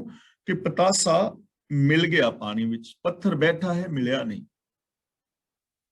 ਸੰਗਤ ਵਿੱਚ ਵੀ ਦੋ ਕਿਸਮ ਦੇ ਲੋਕ ਨੇ, ਇੱਕ ਪਤਾਸੇ ਦੀ ਤਰ੍ਹਾਂ ਔਰ ਇੱਕ ਪੱਥਰ ਦੀ ਤਰ੍ਹਾਂ। ਇੱਕ ਤਾਂ ਪਤਾਸੇ ਦੀ ਤਰ੍ਹਾਂ ਆਪਣੇ ਆਪ ਨੂੰ ਗੁਰੂ ਦੀ ਸੋਚ ਵਿੱਚ ਮਿਲਾ ਦਿੰਦੇ ਨੇ, ਆਪਣੀ ਸੋਚ ਨੂੰ, ਮਨ ਦੀ ਮੱਤ ਨੂੰ ਛੱਡ ਕੇ ਗੁਰੂ ਦੀ ਮੱਤ ਦੇ ਧਾਰਨੀ ਹੋ ਗਏ, ਮਿਲ ਗਏ, ਉਹਨਾਂ ਦਾ ਪਾਰ ਉਤਾਰਾ ਹੋ ਜਾਂਦਾ ਹੈ। ਤੇ ਦੂਜੇ ਪੱਥਰ ਦੀ ਤਰ੍ਹਾਂ ਬੈਠੇ ਨੇ, 20-20, 25-25, 30-30 ਸਾਲ ਹੋ ਗਏ ਨੇ, ਬਾਣੀ ਪੜ੍ਹਦੇ ਆ, ਗੁਰਦੁਆਰੇ ਆਉਂਦੇ ਆ, ਪਰ ਕੋਈ ਫਰਕ ਨਹੀਂ। ਉਸੇ ਤਰ੍ਹਾਂ ਬੋਲ ਬਾਣੀ ਭੈੜੀ ਹੈ, ਉਸੇ ਤਰ੍ਹਾਂ ਗੁੱਸਾ ਹੈ, ਉਸੇ ਤਰ੍ਹਾਂ ਲੋਭ ਲਾਲਚ ਹੈ, ਉਹੀ ਕਰਮ ਕਾਂਡ ਕਰੀ ਜਾ ਰਹੇ ਨੇ। ਵਹੀ ਬੇਢੰਗੀ ਚਾਲ ਜੋ ਪਹਿਲੇ ਥੀ ਅਬ ਵੀ ਹੈ। ਤਾਂ ਗੱਲ ਮਿਲਣ ਦੀ ਹੈ। ਜੋ ਗੁਰੂ ਦੇ ਚਰਨਾਂ ਦੀ ਸ਼ਰਨ ਵਿੱਚ ਮਿਲ ਜਾਂਦਾ ਹੈ, ਸਮਰਪਿਤ ਹੋ ਜਾਂਦਾ ਹੈ, ਔਰ ਜੋ ਸੱਚੇ ਦੇ ਭਾਣੇ ਨੂੰ ਮੰਨਦਾ ਹੈ, ਉਹ ਪ੍ਰਭੂ ਨੂੰ ਪਾ ਲੈਂਦਾ ਹੈ, ਉਹ ਪ੍ਰਭੂ ਦਾ ਰੂਪ ਹੋ ਜਾਂਦਾ ਹੈ। ਨਾਨਕ ਪ੍ਰਭ ਸਰਣਾਗਤੀ ਸਦ ਸਦ ਕੁਰਬਾਨਾ। ਗੁਰੂ ਪਾਤਸ਼ਾਹ ਜੀ ਕਹਿੰਦੇ ਨੇ, ਮੈਂ ਉਸ ਪ੍ਰਭੂ ਦੀ ਸ਼ਰਨ ਹਾਂ ਔਰ ਉਸ ਤੋਂ ਸਦਾ ਕੁਰਬਾਨ ਹਾਂ। ਇਸ ਲਈ ਸਾਨੂੰ ਵੀ ਸਮਝਾ ਰਹੇ ਨੇ ਕਿ ਇਹ ਨਾਨਕ, उस प्रभु की शरण आ और उस तो सदा कुर्बान हो, ਉਹਦੇ ਤੋਂ ਸਦਕੇ ਜਾ। ਕੁਰਬਾਨ ਸਦਕੇ ਹੋਣ ਦਾ ਮਤਲਬ ਸਰੈਂਡਰ ਹੋਣਾ, ਆਤਮ ਸਮਰਪਣ ਕਰ ਦੇਣਾ। ਤੇ ਪ੍ਰਭੂ ਦੀ ਸ਼ਰਨ ਦੇ ਅੰਦਰ ਹੈ ਦਾ ਮਤਲਬ ਰੱਬੀ ਰਜ਼ਾ ਦੇ ਵਿੱਚ ਤੁਰਨਾ। ਇਸ ਲਈ ਆਪਣਾ ਆਪਾ ਰੱਬੀ ਗੁਨਾਹ ਤੋਂ ਕੁਰਬਾਨ ਕਰ ਔਰ ਰੱਬੀ ਸ਼ਰਨ ਦੇ ਅੰਦਰ ਤੁਰਨ ਦਾ ਯਤਨ ਕਰ। ਸ਼ਲੋਕ ਮਹਿਲਾ ਪੰਜਵਾਂ। ਚੇਤਾ ਹੀ ਤਾਂ ਚੇਤ ਸਾਹਿਬ ਸੱਚਾ ਸੋ ਧਣੀ। ਚੇਤਾ ਹੀ ਦਾ ਮਤਲਬ ਜੇ ਤੈਨੂੰ ਯਾਦ ਹੈ, ਅਸੀਂ ਕਹਿੰਦੇ ਹਾਂ ਜੀ ਰੱਬ ਸਭ ਥਾਵਾਂ ਤੇ ਹੈ। ਸਾਰੇ ਹੀ ਲੋਕ ਕਹਿ ਰਹੇ ਨੇ, ਹਿੰਦੂ ਮੁਸਲਮਾਨ ਸਿੱਖ ਆਦਿਕ ਸਾਰੇ ਕਹਿ ਰਹੇ ਨੇ ਕਿ ਸਰਬ ਵਿਆਪਕ ਹੈ, ਰੱਬ ਹਰ ਥਾਂ ਤੇ ਹੈ, ਕਹਿ ਰਹੇ ਨੇ ਨਾ। ਤਾਂ ਗੁਰੂ ਜੀ ਕਹਿੰਦੇ ਨੇ ਜੇ ਤੈਨੂੰ ਚੇਤਾ ਹੈ ਕਿ ਮਾਲਕ ਸਭ ਥਾਵਾਂ ਤੇ ਹੈ, ਥਿਰ ਰਹਿਣ ਵਾਲਾ ਹੈ, ਤਾਂ ਚੇਤ ਉਹਨੂੰ ਚਿੱਤ ਵਿੱਚ ਵਸਾ। ਫਿਰ ਉਹਨੂੰ ਆਪਣੇ ਚਿੱਤ ਵਿੱਚ ਵਸਾ, ਆਪਣੀ ਮੈਂਟੈਲਿਟੀ, ਆਪਣੀ ਮਾਨਸਿਕਤਾ, ਆਪਣੀ ਸੋਚ ਦੇ ਅੰਦਰ ਵਸਾ। ਸਾਹਿਬ ਸੱਚਾ ਸੋ ਧਣੀ, ਜੋ ਸੱਚਾ ਹੈ, ਜੋ ਸਾਰਿਆਂ ਦਾ ਮਾਲਕ ਹੈ, ਤਾਂ ਫਿਰ ਚੇਤ ਉਹਨੂੰ ਯਾਦ ਕਿਉਂ ਨਹੀਂ ਕਰਦਾ, ਉਹਨੂੰ ਆਪਣੀ ਯਾਦ ਵਿੱਚ ਕਿਉਂ ਨਹੀਂ ਵਸਾਉਂਦਾ? ਭਾਵ ਕਿ ਉਹਦੀ ਰਜ਼ਾ ਵਿੱਚ ਕਿਉਂ ਨਹੀਂ ਤੁਰਦਾ, ਉਹਦੇ ਗੁਣਾਂ ਨੂੰ ਆਪਣੀ ਜ਼ਿੰਦਗੀ ਵਿੱਚ ਇੰਪਲੀਮੈਂਟ ਕਿਉਂ ਨਹੀਂ ਕਰਦਾ? ਜੇ ਤੂੰ ਇਹ ਗੱਲ ਕਹਿਣਾ ਹੈ ਕਿ ਪ੍ਰਭੂ ਨਿਰਵੈਰ ਹੈ, ਨਿਰਭਉ ਹੈ, ਸਾਰਿਆਂ ਵਿੱਚ ਵਿਆਪਕ ਹੈ, ਤਾਂ ਫਿਰ ਸਾਰਿਆਂ ਦੇ ਨਾਲ ਰੱਬ ਵਰਗਾ ਪਿਆਰ ਔਰ ਵਿਹਾਰ ਕਿਉਂ ਨਹੀਂ ਕਰਦਾ? ਫਿਰ ਤੇਰੀ ਬੋਲੀ ਇੰਨੀ ਕਰਖਤ ਕਿਉਂ ਹੈ? ਜੇ ਰੱਬ ਸਾਰਿਆਂ ਵਿੱਚ ਤੇ ਰੱਬ ਤੋਂ ਰਿਸ਼ਵਤ ਕਿਉਂ ਲੈ ਰਿਹਾ ਹੈ? ਕਿਸੇ ਦੇ ਨਾਲ ਜੈਲਸੀ ਕਿਉਂ ਕਰ ਰਿਹਾ ਹੈ? ਬੇਗਾਨੇ ਹੱਕ ਕਿਉਂ ਖਾ ਰਿਹਾ ਹੈ? ਝੂਠ ਕਿਉਂ ਬੋਲ ਰਿਹਾ ਹੈ? ਹੰਕਾਰ ਦੇ ਨਾਲ ਕਿਉਂ ਆਫਰਿਆ ਫਿਰਦਾ ਹੈ? ਚੇਤਾ ਹੀ ਤਾਂ ਚੇਤ, ਫਿਰ ਉਹਨੂੰ ਚੇਤ ਆਪਣੇ ਮਨ ਵਿੱਚ ਵਸਾ, ਉਹਦੇ ਤੇ ਅਮਲ ਕਰ, ਇਹਨਾਂ ਗੁਣਾਂ ਨੂੰ ਇੰਪਲੀਮੈਂਟ ਕਰ। ਨਾਨਕ ਸਤਿਗੁਰ ਸੇਵ ਚੜ ਬੋਹਿਤ, ਭੌਜਲ ਪਾਰ ਪਉ। ਬੋਹਿਤ ਦਾ ਮਤਲਬ ਜਹਾਜ਼ ਤੇ, ਪਾਰ ਪਉ ਦਾ ਮਤਲਬ ਪਾਰ ਲੰਘ ਜਾ। ਨਾਨਕ ਸਤਿਗੁਰ ਸੇਵ, ਸਤਿਗੁਰ ਸੇਵ ਦਾ ਮਤਲਬ ਸਤਿਗੁਰ ਦੇ ਹੁਕਮ ਵਿੱਚ ਤੁਰ, ਤੇ ਸਤਿਗੁਰ ਦੇ ਹੁਕਮ ਦੇ ਜਹਾਜ਼ ਤੇ ਚੜ ਕੇ ਸਮੁੰਦਰ ਤੋਂ ਪਾਰ ਲੰਘ ਜਾ। ਹੁਣ ਜਹਾਜ਼ ਕਿਹੜਾ ਹੈ? ਜਿਵੇਂ ਸਮੁੰਦਰ ਵਿੱਚੋਂ ਲੰਘਣਾ ਹੋਵੇ ਨਾ, ਤਾਂ ਸਮੁੰਦਰ ਚੋਂ ਲੰਘਣ ਵਾਸਤੇ ਜੇ ਜਹਾਜ਼ ਮਿਲ ਜਾਏ ਤਾਂ ਬੰਦਾ ਸਮੁੰਦਰ ਵਿੱਚ ਤਾਰੀਆਂ ਲਾਉਂਦਾ ਹੈ, ਨਾਲੇ ਇੰਜੋਏ ਕਰਦਾ ਹੈ, ਨਾਲੇ ਸਮੁੰਦਰ ਚੋਂ ਪਾਰ ਲੰਘ ਜਾਂਦਾ ਹੈ। ਤੇ ਜੇ ਬਿਨਾਂ ਜਹਾਜ਼ ਤੋਂ ਸਮੁੰਦਰ ਵਿੱਚ ਛਾਲ ਮਾਰ ਕੇ ਪਾਰ ਲੰਘਣ ਦਾ ਯਤਨ ਕਰੇ ਤਾਂ ਨਾਲ ਦੇ ਨਾਲ ਉਹਨੇ ਡੁੱਬ ਜਾਣਾ, ਘੁੰਮਣ ਕਿਰਿਆਂ 'ਚ ਫਸ ਕੇ ਕੋਈ ਸਮੁੰਦਰੀ ਜੀਵ ਖਾ ਜਾਏਗਾ ਉਹਨੂੰ। ਪਰ ਜੇ ਉਹ ਹੀ ਬੰਦਾ ਕਿਸੇ ਜਹਾਜ਼ ਤੇ ਚੜੇ ਤੇ ਉਸੇ ਸਮੁੰਦਰ ਦੇ ਅੰਦਰ, ਨਾਲੇ ਸਮੁੰਦਰ ਦੇ ਵਿੱਚ ਯਾਤਰਾ ਕਰੇਗਾ, ਇੰਜੋਏ ਕਰੇਗਾ, ਨਾਲ ਸਮੁੰਦਰ ਤੋਂ ਪਾਰ ਲੰਘ ਜਾਏ ਖੁਸ਼ੀ ਖੁਸ਼ੀ। ਤਾਂ ਇਸੇ ਤਰ੍ਹਾਂ ਜਹਾਜ਼ ਕਿਹੜਾ ਹੈ? ਗੁਰੂ ਦੀ ਸੇਵਾ, ਗੁਰੂ ਦਾ ਗਿਆਨ, ਗੁਰੂ ਦੇ ਗਿਆਨ ਦੇ ਜਹਾਜ਼ ਤੇ ਛੱਡ ਤੇ ਇਸ ਸੰਸਾਰ ਤੋਂ ਪਾਰ ਲੰਘ ਜਾ, ਵਿਕਾਰਾਂ ਤੋਂ ਪਾਰ ਲੰਘ ਜਾ। ਕਿਉਂਕਿ ਅਸੀਂ ਅਗਿਆਨਤਾ ਕਰਕੇ ਡੁੱਬਦੇ ਆ ਨਾ। ਜੋ ਲੋਕ ਰਿਸ਼ਵਤਖੋਰੀ, ਚੋਰ ਬਜ਼ਾਰੀ, ਈਰਖਾ, ਦਵੇਸ਼, ਵੈਰ ਵਿਰੋਧ ਦੇ ਚੱਕਰਾਂ ਵਿੱਚ ਨੇ, ਅਗਿਆਨਤਾ ਵਸ ਨੇ ਨਾ। ਤੇ ਜੇ ਉਹ ਗਿਆਨ ਦੀ ਸਹੀ ਵਰਤੋਂ ਕਰਨ, ਗੁਰੂ ਦੇ ਗਿਆਨ ਮੁਤਾਬਕ ਜ਼ਿੰਦਗੀ ਜੀਣ, ਤਾਂ ਇਹਨਾਂ ਵਿਕਾਰਾਂ ਚੋਂ ਪਾਰ ਲੰਘ ਸਕਦੇ। ਮਹਿਲਾ ਪੰਜਵਾਂ। ਵਾਊ ਸੰਦੇ ਕੱਪੜੇ ਪਹਿਰੇ ਗਰਭ ਗਵਾਰ। ਗਰਭ ਦਾ ਮਤਲਬ ਹੰਕਾਰੀ ਬੰਦੇ, ਗਰਭ ਅਹੰਕਾਰ ਵਿੱਚ, ਆਕੜ ਦੇ ਨਾਲ। ਗਵਾਰ ਦਾ ਮਤਲਬ ਮੂਰਖ, ਪਹਿਰੇ ਦਾ ਮਤਲਬ ਪਹਿਰਦੇ ਨੇ। ਵਾਊ ਸੰਦੇ ਕੱਪੜੇ, ਵਾਊ ਸੰਦੇ ਦਾ ਮਤਲਬ ਹਵਾ ਵਰਗੇ, ਯਾਨੀ ਬਰੀਕ ਮਖਮਲੀ, ਬੜੇ ਬਰੀਕ ਕੱਪੜੇ। ਮੂਰਖ ਗਰਭ ਦੇ ਅੰਦਰ ਹੰਕਾਰੀ ਹੋਏ ਬੰਦੇ ਬੜੇ ਕੱਪੜੇ, ਸੋਹਣੇ ਸੋਹਣੇ ਬਰੀਕ ਬਰੀਕ ਕੱਪੜੇ ਪਾਉਂਦੇ ਨੇ, ਬੜੇ ਬਰੀਕ ਬਰੀਕ ਕੱਪੜੇ ਪਾਉਂਦੇ ਨੇ। ਅਗਲਾ ਬਚਨ ਕਰਦੇ ਨੇ, ਨਾਨਕ ਨਾਲ ਨਾ ਚੱਲਣੀ, ਜਲ ਬਲ ਹੋਏ ਛਾਰ। ਜਿਹੜੇ ਇਹ ਵਾਊ ਸੰਦੇ ਕੱਪੜੇ, ਜਿਹੜੇ ਬਰੀਕ ਬਰੀਕ ਸੁੰਦਰ ਸੁੰਦਰ ਕੱਪੜੇ ਨੇ, ਪਹਿਨਾਵੇ ਨੇ, ਨਾਲ ਨਾ ਚੱਲਣੀ, ਇਹ ਆਤਮਿਕ ਜੀਵਨ ਵਿੱਚ ਸਾਥ ਨਹੀਂ ਦਿੰਦੇ। ਇਹ ਸਾਨੂੰ ਰੱਬ ਤੱਕ ਨਹੀਂ ਪਹੁੰਚਾਉਂਦੇ, ਸੱਚ ਤੱਕ ਨਹੀਂ ਪਹੁੰਚਾਉਂਦੇ। ਕੱਪੜੇ ਥੋੜਾ ਪਹੁੰਚਾਉਣਗੇ। ਜਲਬਲ ਹੋਏ ਛਾਰ, ਜਲਬਲ ਦਾ ਮਤਲਬ ਵਿਕਾਰਾਂ ਦੇ ਅੰਦਰ ਸੜ ਬਲ ਕੇ ਸੁਆਹ ਹੋਏ ਰਹਿੰਦੇ। ਕੱਪੜੇ ਬੜੇ ਸੁੰਦਰ ਪਾਉਂਦੇ ਨੇ, ਪਹਿਨਾਵਾ ਬੜਾ ਸੁੰਦਰ ਹੈ। ਹੁਣ ਇੱਥੇ ਆਮ ਬੰਦੇ ਦੀ ਗੱਲ ਨਹੀਂ ਹੈ, ਆ ਜਿਹੜੇ ਧਾਰਮਿਕ ਪਹਿਨਾਵੇ ਸਾਡੇ ਵਰਗੇ ਪਾਈ ਫਿਰਦੇ ਨੇ, ਲੰਬੇ ਲੰਬੇ ਚੋਲੇ, ਬੜੇ ਸੋਹਣੇ ਸੋਹਣੇ ਚੋਲੇ, ਕਿਸੇ ਨੇ ਚਿੱਟੇ ਪਾਏ ਨੇ, ਕਿਸੇ ਨੇ ਕਾਲੇ ਪਾਏ ਨੇ, ਕਿਸੇ ਨੇ ਗੇਰਵੇ ਪਾਏ ਨੇ, ਭਗਵੇਂ ਪਾਏ ਨੇ, ਕਿੰਨੇ ਸਾਰੇ ਪਾਈ ਫਿਰਦੇ ਨੇ ਲੋਕ, ਧਾਰਮਿਕ ਪਹਿਨਾਵੇ ਪਹਿਨੇ ਹੋਏ। ਤੇ ਗੁਰੂ ਜੀ ਕਹਿੰਦੇ ਨੇ ਹੰਕਾਰ ਦੇ ਅੰਦਰ ਇਹ ਲੋਕ ਆਫਰੇ ਹੋਏ ਨੇ। ਗੰਵਾਰ ਦਾ ਮਤਲਬ ਕਮਲੇ ਨੇ। ਹੁਣ ਗੰਵਾਰ ਪਾਗਲ ਬੰਦੇ ਔਰ ਸਿਆਣੇ ਬੰਦੇ ਵਿੱਚ ਫਰਕ ਕੀ, ਇਹ ਗੱਲ ਅਸੀਂ ਕਈ ਵਾਰ ਵਿਚਾਰ ਚੁੱਕੇ ਹਾਂ। ਬਾਹਰੀ ਤੌਰ ਤੇ ਵੇਖੀ ਤੇ ਕੋਈ ਫਰਕ ਨਹੀਂ, ਪਾਗਲ ਵੀ ਬੋਲਦਾ ਹੈ, ਸਿਆਣਾ ਵੀ ਬੋਲਦਾ ਹੈ, ਪਾਗਲ ਵੀ ਖਾਂਦਾ ਹੈ, ਸਿਆਣਾ ਵੀ ਖਾਂਦਾ, ਪਾਗਲ ਵੀ ਤੁਰਿਆ ਫਿਰਦਾ, ਸਿਆਣਾ ਵੀ ਤੁਰਿਆ ਫਿਰਦਾ। ਫਰਕ ਸੇ ਕੇਵਲ ਇੰਨਾ ਹੈ ਕਿ ਸਿਆਣੇ ਬੰਦੇ ਦਾ ਕੋਈ ਗੋਲ ਹੈ, ਉਹਨੂੰ ਪਤਾ ਹੈ ਮੈਂ ਕਿੱਧਰੋਂ ਆਇਆ ਕਿੱਧਰ ਜਾ ਰਿਹਾ। ਕਮਲਾ ਵਿਚਾਰਾ ਤੁਰਿਆ ਫਿਰਦਾ ਹੁੰਦਾ, ਉਹਨੂੰ ਪਤਾ ਨਹੀਂ ਕਿੱਧਰੋਂ ਆਇਆ ਕਿੱਧਰ ਜਾ ਰਿਹਾ। ਤਾਂ ਗੁਰੂ ਪਾਤਸ਼ਾਹ ਜੀ ਕਹਿ ਰਹੇ ਨੇ ਬਹੁਤ ਸਾਰੇ ਲੋਕ ਧਾਰਮਿਕ ਪਹਿਨਾਵੇ ਬੜੇ ਸੁੰਦਰ ਸੁੰਦਰ ਪਾਉਂਦੇ ਨੇ, ਪਰ ਅਹੰਕਾਰ ਦੇ ਅੰਦਰ ਆਫਰੇ ਹੁੰਦੇ ਨੇ।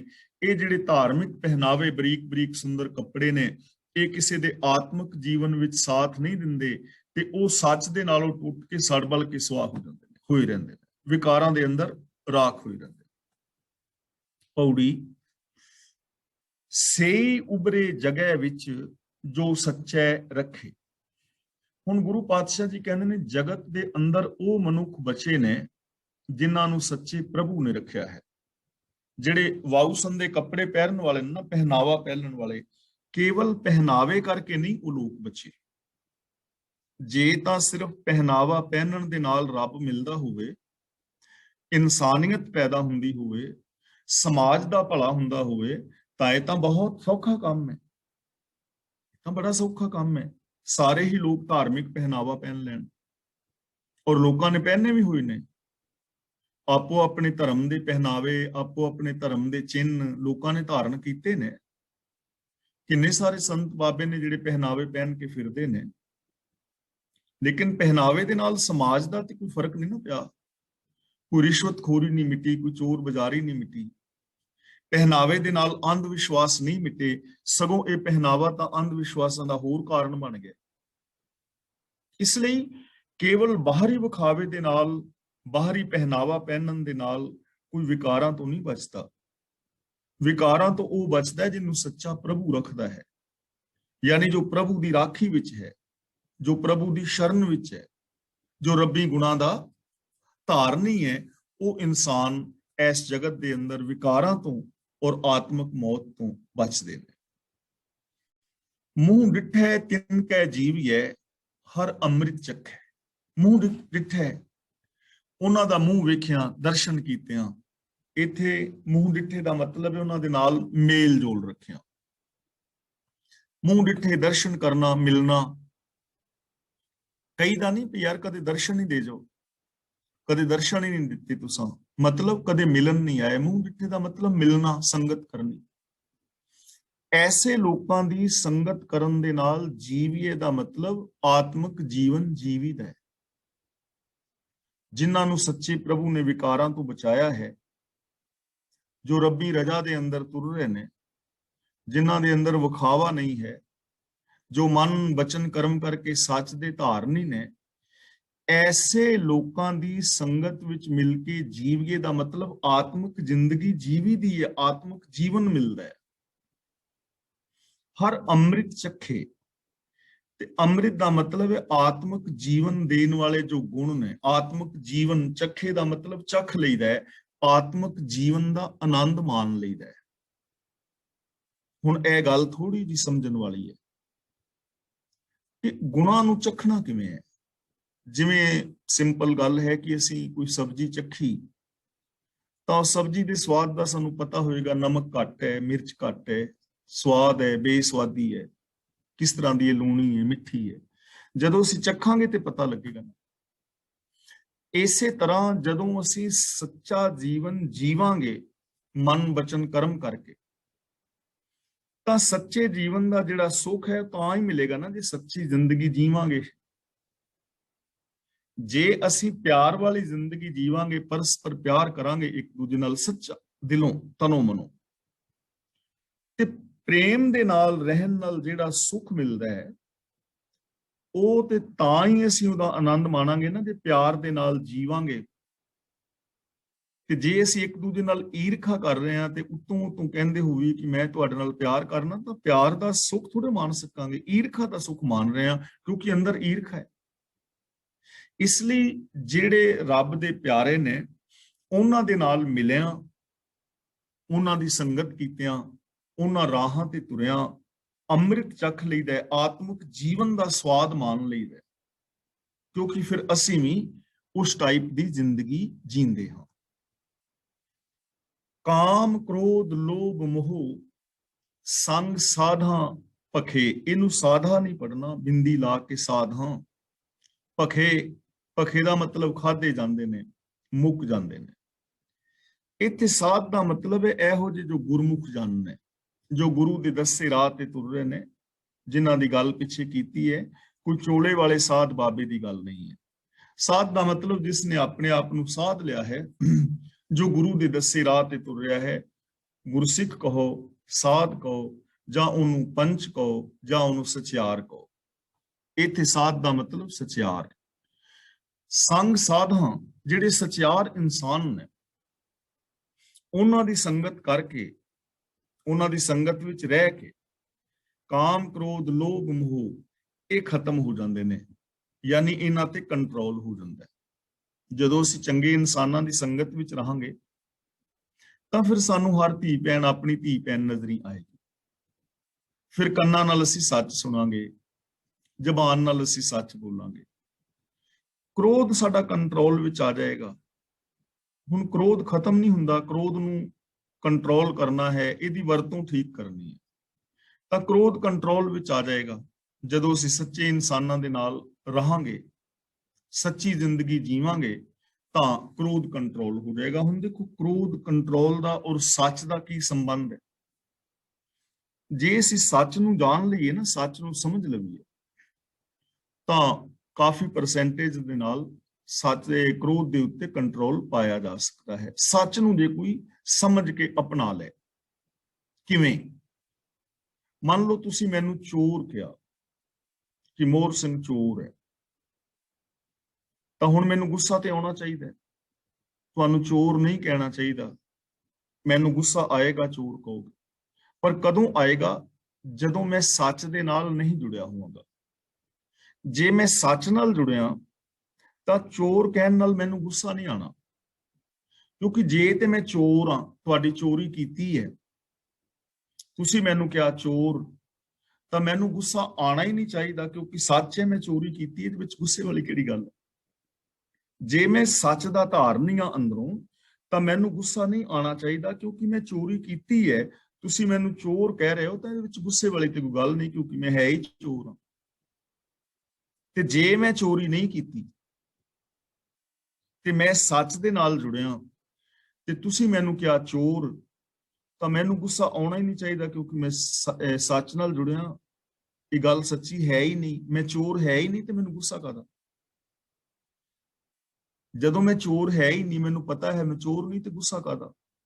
ਮੈਂ ਤੁਹਾਨੂੰ ਪ੍ਰੇਮ ਨਾਲ ਕਹਿ ਸਕਦਾ, ਵੀਰ ਜਾਂ ਭੈਣ, ਵੀ ਮੈਂ ਚੋਰੀ ਨਹੀਂ ਕੀਤੀ। ਜੇ ਤੁਹਾਨੂੰ ਸ਼ੱਕ ਹੈ ਤਾਂ ਮੇਰੀ ਔਰ ਮੇਰੇ ਘਰ ਦੀ ਤਲਾਸ਼ੀ ਲੈ ਲਓ, ਜਿੱਥੋਂ ਤਸੱਲੀ ਹੁੰਦੀ ਹੈ ਤੁਸੀਂ ਤਸੱਲੀ ਕਰ ਲਓ। ਔਰ ਜੇ ਤੁਸੀਂ ਪ੍ਰੂਵ ਕਰ ਦੋਗੇ ਤੇ ਮੈਂ ਤੁਹਾਡਾ ਹਰਜਾਨਾ ਭਰ ਦਿਆਂਗਾ।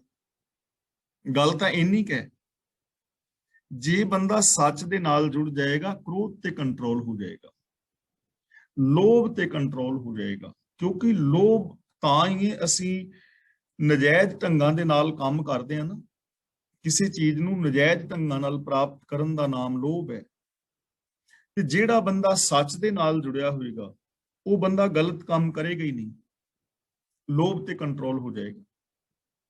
ਮੋਹ, ਸੈਲਫਿਸ਼ਨੈਸ ਤੇ ਕੰਟਰੋਲ ਹੋ ਜਾਏਗਾ। ਜਿਹੜਾ ਬੰਦਾ ਸੱਚ ਨਾਲ ਜੁੜਿਆ ਹੋਏਗਾ ਨਾ, ਤਾਂ ਮੈਨੂੰ ਸਮਝ ਹੋਏਗੀ ਕਿ ਜਿਵੇਂ ਮੇਰੇ ਬੱਚੇ ਨੇ ਉਵੇਂ ਤੁਹਾਡੇ ਬੱਚੇ ਨੇ।